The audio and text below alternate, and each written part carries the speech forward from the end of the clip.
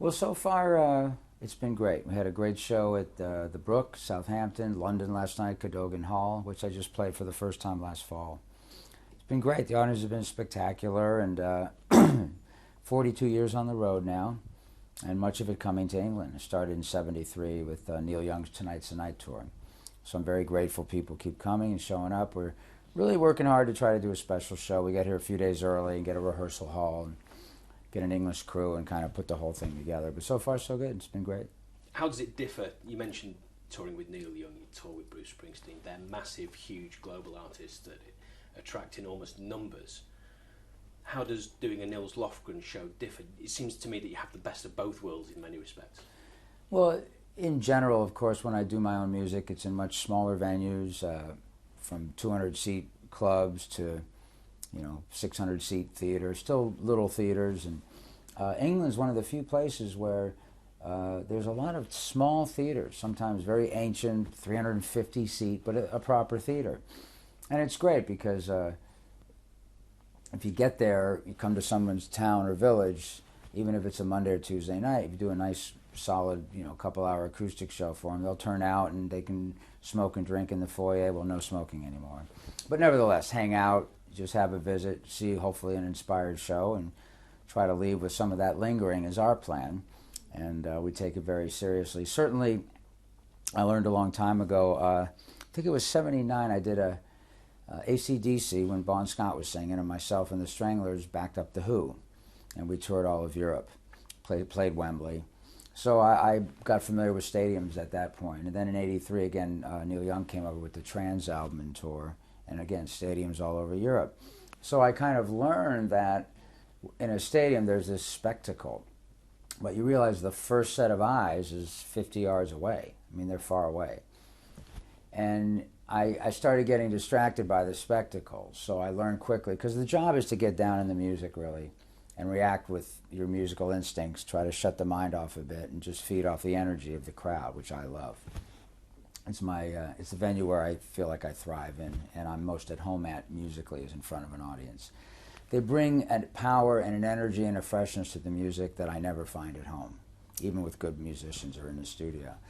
So anyway, I learned that in the big places you go out and you certainly feel the audience, so you don't have to look at them, and you focus on your bandmates, and you really concentrate on the music and the band members for a half hour or so. Then you get down in it, and then, occasionally you can look around, but you're now down in it. Whereas in a nightclub, there's never that issue, because the people you're surrounded. I mean, people are behind you, above you, all over you. And it makes it very easy to instantly realize, hey, either I get down in it and do something special, or it's not going to work. So actually the clubs that I'm doing now in the small theaters are even more conducive to a kind of a visceral, immediate focus. What about the mental difference? Does it bring more pressure that it's your name on the show? Is it a different thing? Can you hide behind the other artists? I don't know if pressure is the right word, but it's a different responsibility. Certainly, I've been a band leader for 43 years this September.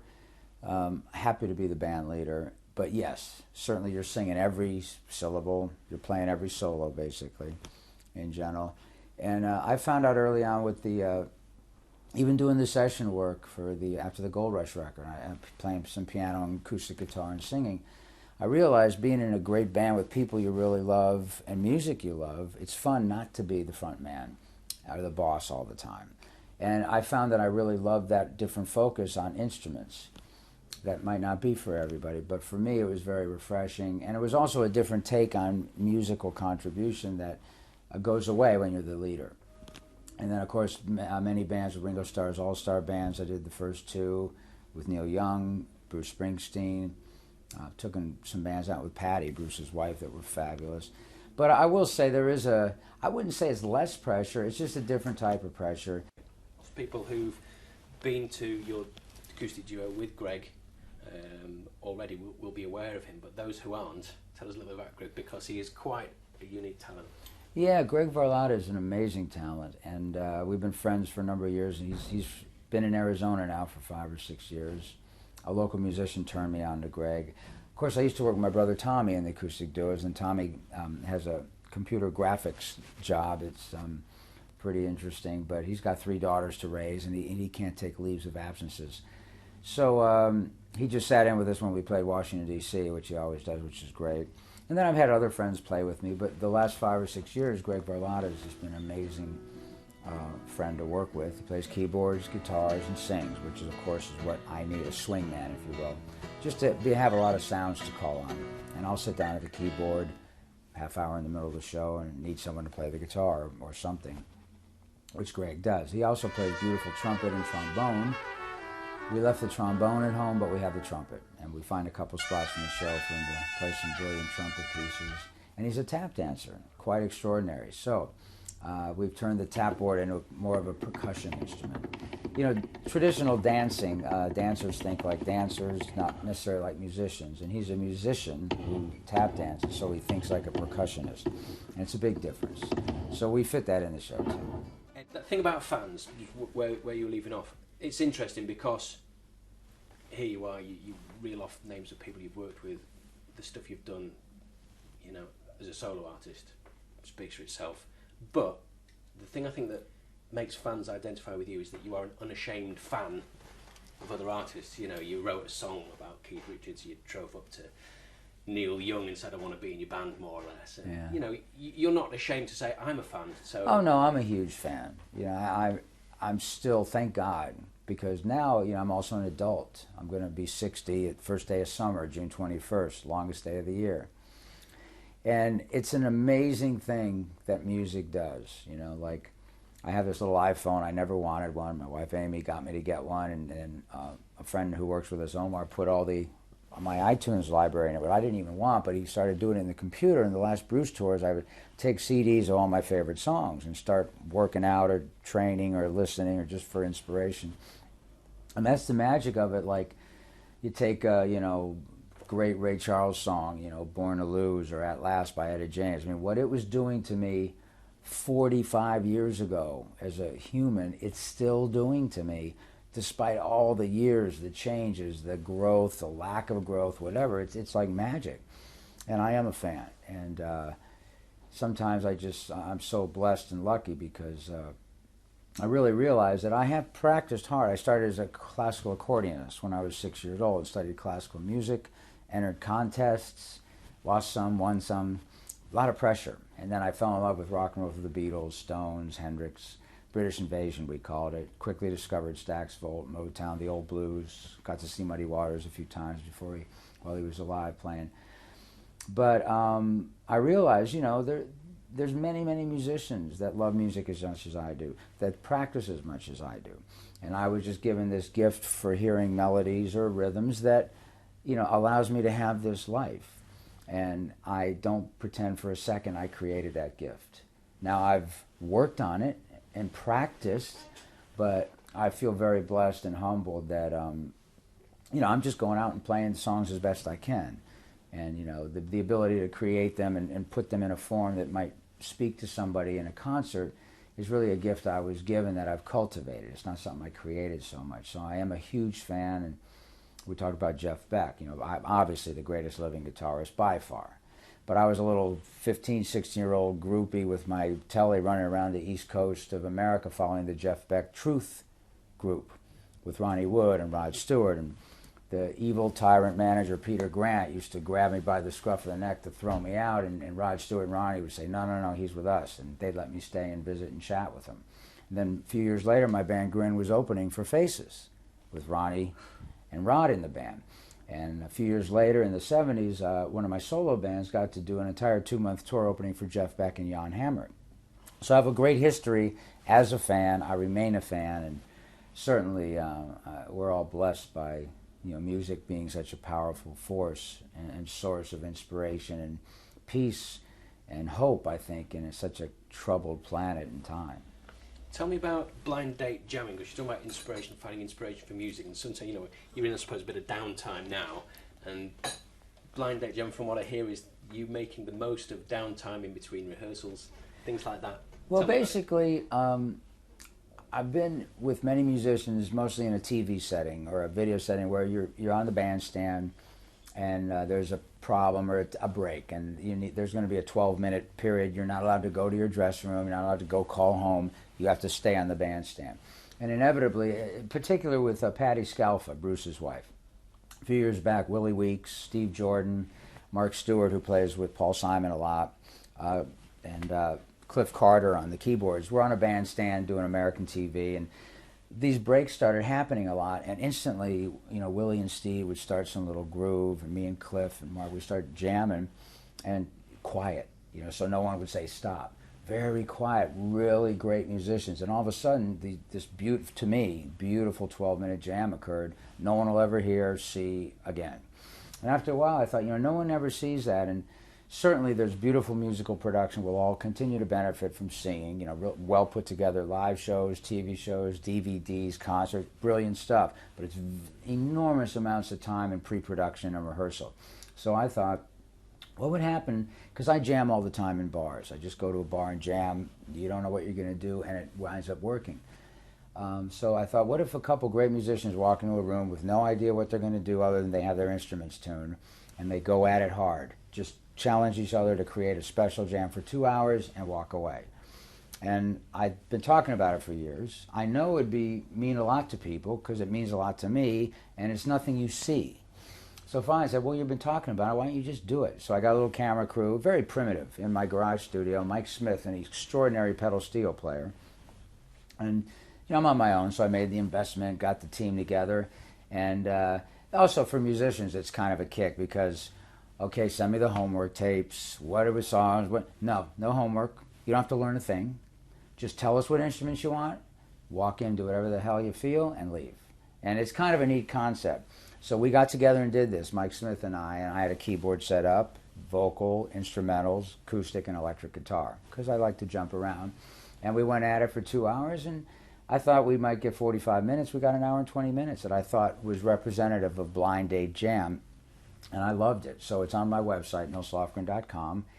You can order it through there, and I'm hoping, because I'm on my own with this, that eventually, we get to break even, and I'll do another one. I'm not even looking to make money. I just want to break even and try to keep the series going, if you will. But I've finally begun this series. And, of course, being a dreamer, my vision is that, someday it's going to be some hit BBC series and people like Sting walk in and they love it. Because I know all these guys, not well, but I know musicians. And the idea that, no rehearsals. You don't work out who sings what. You don't work on anything. Just have your 50 instruments or 2 instruments set up by your techs, walk in with people you admire and love, jam your face off, walk away. I think it's an interesting bit, and so we've started it. The first one's there now available at nilslofgren.com. And I suppose the hope is that someone somewhere has recorded some of these bits, and there's some old VT in some dusty library or in some sound man's garage or something that they say, actually, I was recording the audio at least when... Yeah, and of course, maybe the sound man has that as a bootleg. But you can't really, especially when you're dealing with great artists. God knows the Blind Date jams that went on when, Ray Charles' band had downtime and this and that. And with Sting, anybody. You sit around and you can't leave. Inevitably, you just like, I'm sure if Sting was at the Rock and Roll Hall of Fame with Stevie Wonder and they had, 5 minutes with nothing to do, they're not going to sit there and tell jokes. They're probably going to sit there and play some magic stuff we'll never see or hear. So anyway, that's been going on for ages. I thought I'd try to start sharing it. Musically, beyond that sort of improv, and you mentioned earlier your album, whereabouts are you musically now? What is it you're wanting to sort of explore? Something you wanted to challenge yourself with, maybe, that you haven't done already? Well, thanks to Bruce and the E Street Band and Steve coming back in '99, the last 10 years I've become the swing man, where I've learned a little bit of bottleneck guitar, a little bit of pedal steel guitar, some dobro, lap steel. You don't need 4 guitar players, and Patty plays rhythm all the time. And so when Steve came back, I realized him and Bruce are always slinging on the Strat and the Telly, and I thought, I guess I'm going to have to go learn some other instruments, which I did. I'm a beginner, of course, but I found some great teachers. But my point is, this new batch of songs now, and for the last few records, I've been writing on other instruments, pedal steel, lap steel. It's not intentionally or forced, but actually, my last studio record, Sacred Weapon, the first song, In Your Hands, was like a Christmas gift for my wife, Amy. And I wrote it on bottleneck dobro. I'd never written a song on bottleneck dobro in my life, and wouldn't have probably if Steve hadn't come back into the E Street Band. And I decided to become more of a swing man than I was. And then, go figure, Willie Nelson's manager, Mark Rothbaum, who's a dear friend, got Willie to do a duet. And it's one of my favorite tracks ever, because, I mean, Willie Nelson is one of my heroes, and to sing a duet with him on a song is magic. So the new record, again, I've turned 60. There's some humor in it. Musically, it's not unlike a Grin record, where there's some softer, gentler acoustic things. There's some rough rock stuff, and everything in between. I'm doing it in my home, but I'm trying to perform and sing the core of each song live on the instrument, and then fill in the blanks with some color. And I'm feeling great about it. I'm more than halfway there, and I'm hoping by October to have it out. And I think it's going to be one of my better records. Feeling good about it. You're saying that the Willie Nelson was the standout for me, on just because of Willie Nelson, I suppose, on the last album, the duet. That was... Yeah, I just couldn't believe it. And then I had to do it because I've been blessed with great family. My dad, we've lost my dad 13 years ago. My mom's still around, my 3 younger brothers. They all sing and play. So we needed some background singers, so I brought my brothers in, and the Lofgren brothers did the oohs and ahs behind Willie. And I mean, what a treat, to be on a record with your brothers and Willie Nelson. Of course, Willie was down the road, and we didn't need his approval, and they sang well. He was doing the Kennedy Center Honors in Washington, D.C., a big D.C. award show, and he needed a guitar player to sub for his guy who was sick, and fortunately, his manager saw that as a great opportunity for me to sit in, help him out. I've been to Willie's shows and met him before, and he heard the track and liked it, and he was very gracious. And it's funny, on the bus ride over, because I originally didn't want to get too greedy, he was just kind of alternating lines, and it sounded brilliant. So I said, "Hey, Willie, what would you think about taking the whole second verse?" And he's like, "Well, I'll give it a try." He just couldn't have been sweeter, and obviously he sang his face off as usual. Nice when that happens, when someone that you admire is... Yeah, because it doesn't always work out that way. Yeah, no, and in classic Willie, because he's on the bus. We're in this nice hotel, and he's out front on the bus. We get to the studio where I was mixing the record with Billy Wolf, fabulous engineer and mixing engineer and mastering engineer in Virginia, only 20 minutes from Kennedy Center, across from Washington, D.C. And we get off the bus to go in. We've got the studio set up because we're rehearsing at the Kennedy Center, so we can't take too much time. And on the way in, there's some guy walking down the road hungover from a party the night before, and he spots Willie and freaks out. "Oh, Willie," goes on out. Well, Willie says, "Hey, why'd you come in?" And he brings Willie into the session. It was just charming, Of course, at some point, the guy got a little greedy and forward, and Mark, the manager, said, "You know what? I think it's time for you to leave now," and got him out there. But it was all very powerful musical experience, and to watch Willie just so effortlessly in his element do that, and be willing to grace my song with his singing was brilliant. The last time I saw Willie Nelson live, he was playing this beat-up acoustic guitar with holes in it, and it sounded a little off, but it sounded magnificent at the same time. Yeah, it was funny, because when we did the Kennedy Center, Mark Rothbaum, his manager, said, "Nils, guitar player's ill. He did get better, but will you play guitar?" I said, "Great." Sent me the things to learn, and said, "Look, we're just doing a few songs at the Kennedy Center. We really don't want to bother with a guitar tech. Would you mind tuning Willie's guitar?" So for a few days, I had that great old guitar with the hole in it. Every day, I was sitting there playing it, gently stretching the strings and tuning it. And it was like, I said, "Do I mind? Hey, I'd love to do that." Fortunately, I remember how to tune a guitar. It's unique. So I'm going to talk about guitars because I'm greedy about lineup. Chris is a big guitar fan. Gear. What sort of gear? What sort of guitars are turning you on at the moment? You play Strats. You're pictured with Strats. You've played Strats live. Is there any other sort of sound from a guitar at the moment that you're looking at? You mentioned bottlenecks and Dobro. Yeah, now I have so many different instruments.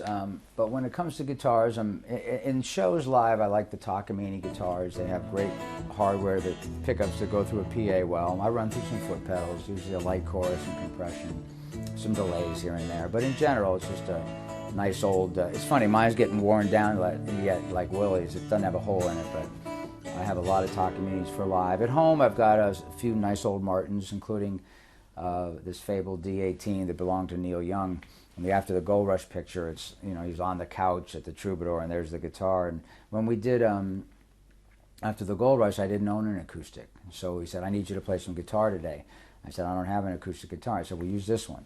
And at the end of the sessions, he gave it to me as a gift, which is the one I use for the Nils Sings Neil, the Loner record, where I do live performances. They're just live, all no production, And of course I had to use that guitar, but that's probably my most cherished guitar.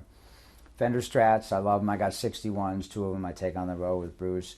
When I'm out and playing clubs, I have many reissues, 1961s. I put Bill Lawrence pickups in them.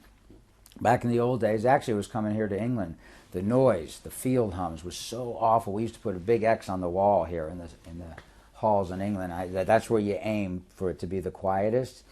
And I break down the bands a lot and jam a lot, and the noise was like you have to turn off every time or that hum is there. And I was like, I love the sound of a Fender Strat, but I've got really bothered by the noise. So I went looking. This is way back in late 60s, early 70s, where there weren't noiseless pickups by Fender. Anyway, Bill Lawrence was making a set of Strat-like pickups, totally dead quiet. And I was like, look, no disrespect to Fender, but I want to make the noise. I don't want anyone else making noise on my behalf. So I put these in the guitars, and I still love them and use them. I'll be playing them tonight, the next few weeks here. That's my main guitar. If somebody said take a guitar out for a long night, I'm most comfortable with a Strat. But I mean, any good guitar that's well put together, I'm happy to work with. And some of them you have to be very careful with and delicate with. They're brilliant guitars. The Strat you can really push around and be manhandle. And I've tried to upgrade the string gauges to like 11, 14, 18, 30, 30, 40, 252 or something like that. It's a balance between lead and rhythm to where you can push them around. I don't detune a half step. So that lets me, get a little meatier sound rhythmically and still be able to manhandle the strings. And I get so much adrenaline running through my body in a show from the audience that it's good to have a guitar that's fighting back a little bit. Those effortless things, at some point you just start playing noise and, you overplay, which is still a problem, keeping the adrenaline out, try to stop it at your wrists. But I have many great collections of guitars and dobros and all these different instruments now. But certainly the Fender Strat. When in the E Street Band, a lot of times I love playing acoustic rhythm. So when Steve and Bruce would have electrics, I'd automatically put on an acoustic rhythm. But sometimes Bruce would come over and go, I want 3 electrics on this song. I said, okay. And I quickly took an old Jazz Master I had and bought the heaviest strings you can buy. They're just boards, and put them on. And Stevie Ray Vaughan style. Much heavier than that. It's the old heavy jazz standards, wound, just massive, thick strings. And I found that putting that on a Jazz Master, I found this more middle, thick thing that I thought married Bruce and Steve's guitars together a bit. When, I still would have probably preferred an acoustic, but Bruce wanted a third electric. And that gave me an electric sound I felt I could do something with and kind of weave in between those two with a different sound that, was electric but had a warmth and a body that separated from those two sounds, and I thought, did the job of a third electric. Because it's interesting to talk about finding space when you're in bands. Doubling instruments is one thing, but you want to find space, and it sounds like you've got the ear of an engineer or a producer. How much of that, producing other people's work, for instance? Well, I'm producing and requires some babysitting, and I'm not too, I'm a little too old for that, unless it's, somebody extraordinary or special. And I produce my own records, and I have to babysit my own multiple personalities. God knows how many there are. But I think the most more than a producer, actually, it's being a songwriter. It's like I'm a songwriter. So, when I'm sitting there, I'd like to think anyway, when I'm sitting there listening to Bruce Springsteen or Neil Young or sing a song, Neil's bands were a little smaller. I mean, the Trans Band was fairly large, but with the E Street Band, for instance, you have this massive, big sound, and it really allows you to stay out of the way more. And you got Roy Bittan, the organ, Danny. We lost Danny, but Charlie plays brilliant organ. All these other sounds. So you really, it helps me to be a singer, songwriter, listening to Bruce sing and going, whatever instrument's in your hand. It's like, I don't feel a spot yet. And you just try to listen to him singing and go, here, there I am. And then you go, okay, and you just kind of weave. I mean, Keith Richards often has famously referred it to the ancient art of weaving, with him and Ronnie or him and Brian, 2 guitars weaving. But I think that's how you approach any great band. You weave with the drummer. You weave. Roy Bittan is just a brilliant, one of the great keyboard players. And just, it's funny, people say, don't you get sick of playing Badlands every night? I say, I never play it the same. I said, yeah, you do. I said, no, I don't. If you notate my rhythm, it's never the same. I probably play it 500 times. I guarantee you, those 5 minutes, never the same. Isn't that great to be able to do that, to have that sort of Well, freedom? yeah, but I need that freedom. And that's why I've only worked with a select few people that I know want me to be me. You know, when you're in a band, just like tonight with Greg Varlotta, you know, I teach him a song. I'm not, you know, play this, play that, but you don't want to. You want people that have good instincts, and you know, most of what they do already works. And you can fine tune areas, but you don't want to have to be, you know, hands on with every person and every note. It's just too much work. So you work with people that you trust that have great instincts. It might come up with something. A lot of times, you know, Bruce will go to start singing something, and he doesn't even. He just pick up whatever you want. And sometimes I'll pick up a guitar, work out a part, and we never even discuss it. And I remember in Ringo's first All-Star band, you know, I said, well, you know, because he was going to sing some songs and then play drums. He wanted to be the front man, but not all night. It was very healthy, democratic, round-robin type band where everyone stepped up and sang their own music. And you backed different people up. So it really was a good musical challenge to learn how to help others present their music, not just one singer for the tour. And I asked Ringo, I said, so, you know, what are the rules? Where do you want me to stand or be? Or any, you know, it's your band. And he said, here's the rule. Wear whatever you want, sing whatever you want, play whatever you want, go wherever you want. I want all of you, all the time, whatever that is. And I was like, you mean I can come up on your drum riser and have a visit whenever I want? He said, whenever you want. And it was beautiful because it's like trusting people and knowing that your band's going to be better than if you had to, okay, you do this, you do that, because then you limit it. And great bands are like that, and I've been blessed to be in many of them. We're in G. If I stay here just a little bit longer, if I stay here, won't you listen to my heart? Oh, heart. If I stand all alone, will the shadow hide the color of my heart? Blue for the tears, black for the nights we're apart. And the stars don't mean nothing to you, they're a mirror.